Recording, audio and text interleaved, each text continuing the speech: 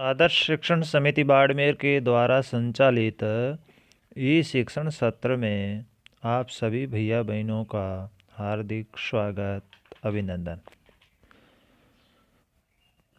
आज हम जो पिछला पाठ पढ़ा था, जहाँ पहिया है, उसका भाग 2 पढ़ने वाले हैं।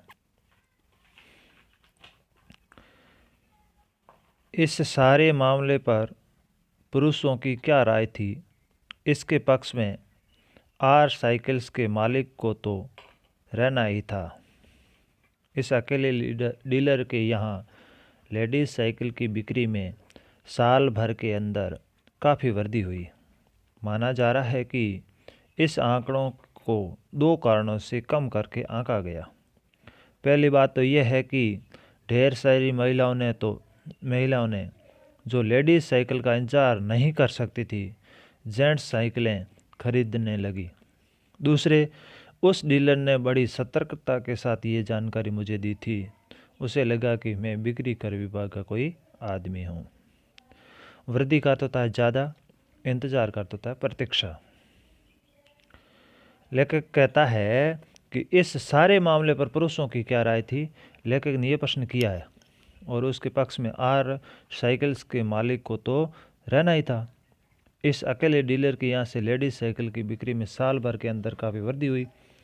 आर साइकिल्स एक साइकिल डीलर है जिनके यहाँ से औरतों ने साइकिल खरीदना शुरू किया और साइकिल चलाने का सिलसिला आरंभ हुआ। यह जो साइकिल खरीदने का आंकड़ा अर्थात इस संख्या को 2 कारणों से कम तोला गया, छोटा समझा गया। पहली बात तो यह है कि ढेर सारी महिलाओं ने जो लेडीज़ साइकिल का इंतज़ार नहीं कर सकती थी, जेंट्स साइकिलें खरीद ली। तो इस तरह से आर साइकिल्स में 2 तरह की साइकिलों बिक्री बढ़ गई। दूसरे, उस डीलर ने बड़ी सतर्कता के साथ ये जानकारी मुझे दी क्योंकि उसे लग रहा था कि लेखक बिक्री में कर विभाग में टैक्स के डिपार्टमेंट से आया है और वह उसकी जानकारी ले रहा है कि इस साल की बिक्री कितनी हुई। तो वह डीलर थोड़ा सावधान हो गया और उसने बहुत ही चालाकी पूर्वक अपना पक्ष रखा, यानी संख्या कम बताई ताकि टैक्स कम लगे। ये भी कारण हो सकता है संख्या कम बताने का, लेकिन ज़्यादा बिकी है। कुदुमी अन्नामलाई की चिलचिलाती धूप में एक अद्भुत दृश्य की तरह पत्थर के खादानों में दौड़ती भागती 22 वर्षीय मनोरमणि को लोगों ने साइकिल सिखलाते देखा।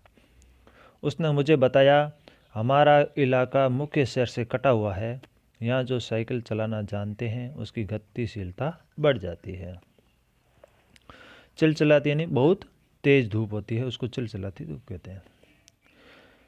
यानी इस अंतरे में ये बताया है कि अब कुद्दीमी अन्नामलाई की बात कर रहा है। ये भी पंडुकोट्टाई जिले का एक गांव है। वहाँ की गर्मी की दोपहर में एक बहुत ही अनोखा नज़ारा देखने को मिलता है। लेखक जब उस क्षेत्र से गुजर रहे थे तो उन्होंने देखा किस तरह से पत्थर के खदानों में काम करने वाली 22 वर्षीय मनोरमणि नाम की महिला है जो लोगों को साइकिल चलाना सिखा रही है, इन्हें महिलाओं को सिखा रही है।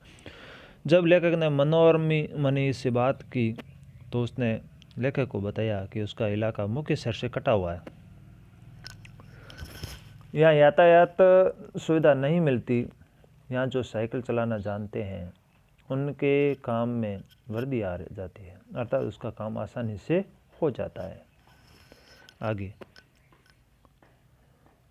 साइकिल चलाने के बहुत निश्चित आर्थिक निहितार्थ थे। इससे आय में वृद्धि हुई। यहाँ की कुछ महिलाएं अगल बगल के गांवों में कृषि संबंधित अथवा अन्य उत्पाद बेच आती है। साइकिल की वजह से बसों के इंतजार में वह होने वाला समय उसका बच जाता है। खराब परिवहन व्यवस्था वाले इलाकों में ये बहुत ही महत्वपूर्ण है। वह करता था खर्च। लेखक कहता है कि साइकिल चलाने के कुछ आर्थिक फायदे भी थे जिससे इससे आय में वृद्धि हुई है। यहाँ की कुछ महिलाएं आसपास के गांव में खेती से संबंधित अथवा अन्य उत्पाद बेच आती है। साइकिल की वजह से बसों के इंतज़ार में खर्च होने वाला उनका समय बच जाता है। जैसा कि पहले वे पैदल आती जाती थी तो उसमें ज़्यादा समय खर्च होता था। अब साइकिल के कारण समय की बहुत बचत होने लगी है। जहाँ पर यातायात के साधन नहीं हैं या खराब परिवहन व्यवस्था है, उन स्थानों पर तो वह साइकिल पर बहुत ही महत्वपूर्ण योगदान दे रही है। ये बहुत ही उपयोगी सिद्ध हो रही है। दूसरा में इससे इन्हें इतना समय मिल जाता है कि ये अपने सामान बेचने पर ज़्यादा ध्यान केंद्रित कर पाती है। तीसरे, इससे ये और अधिक इलाकों में जा पाती है।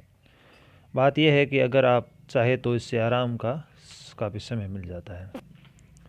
लेखक साइकिल के और ज़्यादा फायदे को गिनाते हुए कहता है कि इससे दूसरा फ़ायदा यह है कि इससे इन महिलाओं को इतना समय मिल जाता है कि वह अपने सामान बेचने पर ध्यान ज़्यादा केंद्रित कर पाती है। तीसरा, इससे ये फ़ायदा होता है कि ये महिलाएं अब अपना सामान बेचने और अधिक इलाकों में जा पाती है। ये सब किससे सिद्ध हुआ? साइकिल से सिद्ध हुआ। और लास्ट बात ये कह सकते हैं कि ये काम जल्दी हो जाता है। जितना काम पहले होता था उतना काम अब साइकिल से जल्दी ख़त्म हो जाता है, तो आराम करने के लिए भी समय मिल जाता है।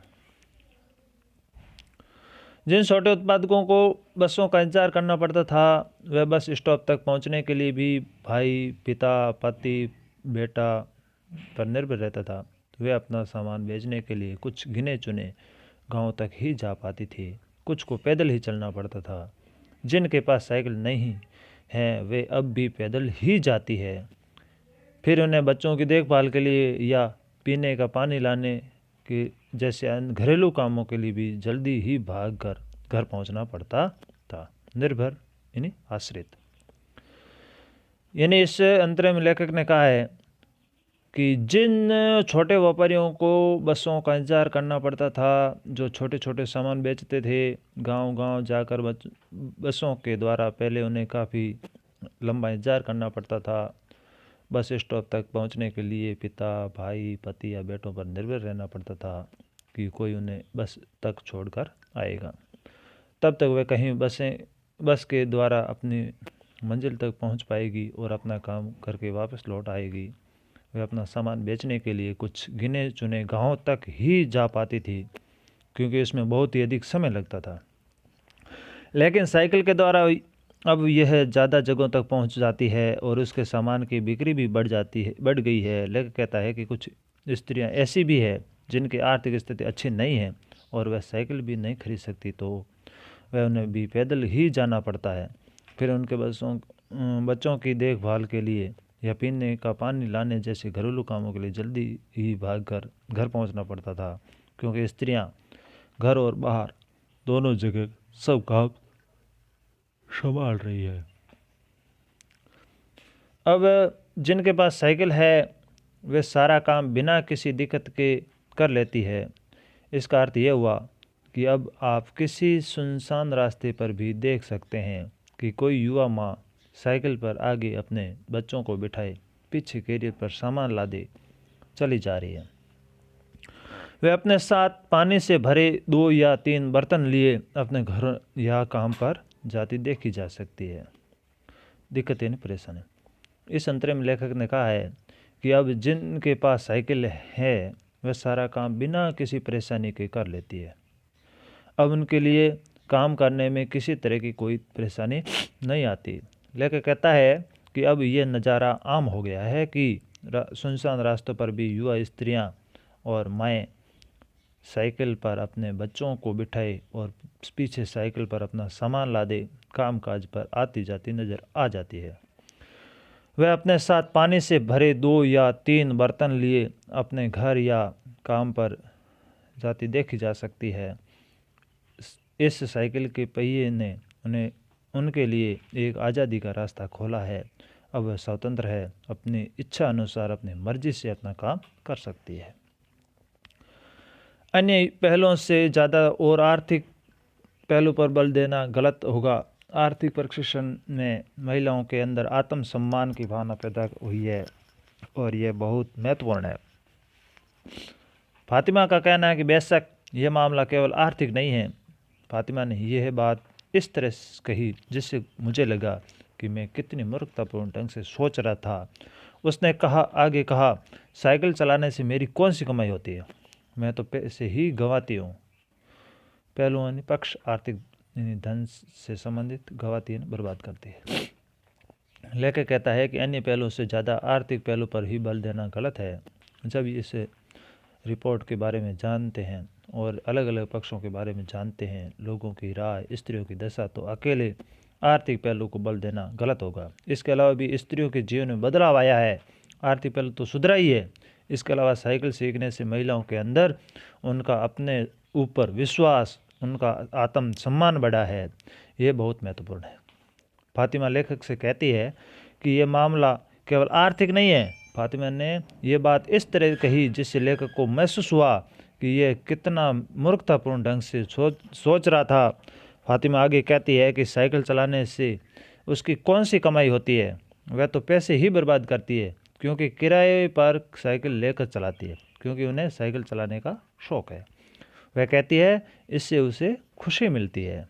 मेरे पास इतने पैसे नहीं हैं कि मैं साइकिल खरीद सकूं, लेकिन हर शाम मैं किराए पर साइकिल लेती हूं ताकि मैं आज़ादी और खुशहाली का अनुभव कर सकूं। पुडुकोट्टई पहुंचने से पहले मैंने इसे विनम्र सवारी के बारे में कभी इस तरह सोचा ही नहीं था। मैंने कभी साइकिल को आज़ादी का प्रतीक समझता था, कभी नहीं समझता था। प्रतीक यानी चिन्ह। फातिमा ने लेखक को बताया कि उसकी आर्थिक स्थिति अच्छी नहीं है और ये साइकिल नहीं खरीद सकती, लेकिन हर शाम वह किराए पर साइकिल लेती है ताकि वह आज़ादी और खुशहाली का अनुभव कर सके। पुडुकोट्टई पहुंचने से पहले लेखक ने इस विनम्र सवारी के बारे में कभी इस तरह सोचा ही नहीं था। उसे ऐसा कभी नहीं सोचा था कि साइकिल से स्त्रियों को आज़ादी और उसके जीवन में खुशहाली लौट आई है। लेखक को कभी ऐसा नहीं लगा कि एक साइकिल लोगों की आज़ादी का कारण बन सकती है, उनका चिन्ह बन सकती है। लेकिन पुडुकोट्टई की औरतों ने ये सब कर दिखाया। अपने इस आंदोलन के द्वारा एक अकेली औरत ही नहीं, संपूर्ण समाज की स्त्रियों ने इस बदलाव में बढ़ चढ़कर हिस्सा लिया और अपनी आज़ादी को, आत्मनिर्भरता को प्रदान किया। एक महिला ने बताया कि लोगों के लिए ये समझना बहुत कठिन है कि ग्रामीण महिलाओं के लिए ये कितनी बड़ी चीज़ है।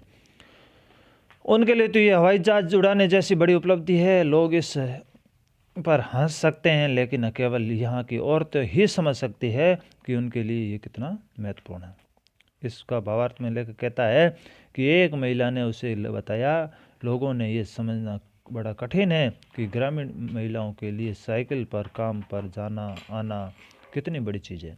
इनके लिए तो ये हवाई जहाज उड़ाने जैसी बड़ी उपलब्धि है। और उनकी जो औरतें पहले घर से बाहर नहीं निकल सकती थी, अब वह साइकिल पर जाकर अपनी खुशी से, अपनी इच्छा से अपने काम कर सकती है।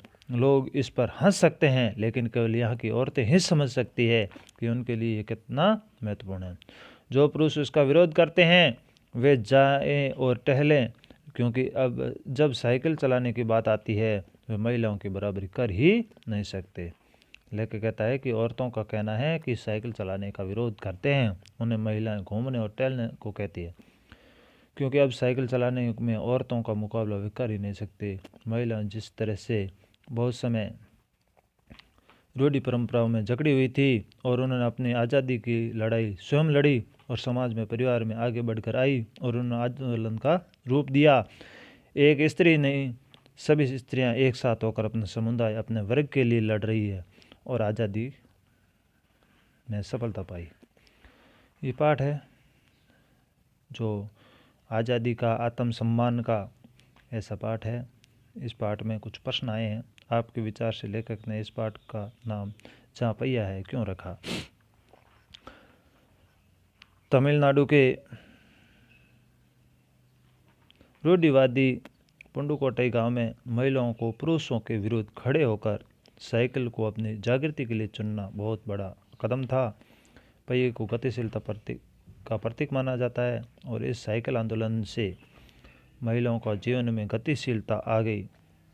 और लेखक ने इस पाठ का नाम जहाँ पहिया है तमिलनाडु के पुडुकोट्टई गांव के साइकिल आंदोलन के कारण ही रखा होगा।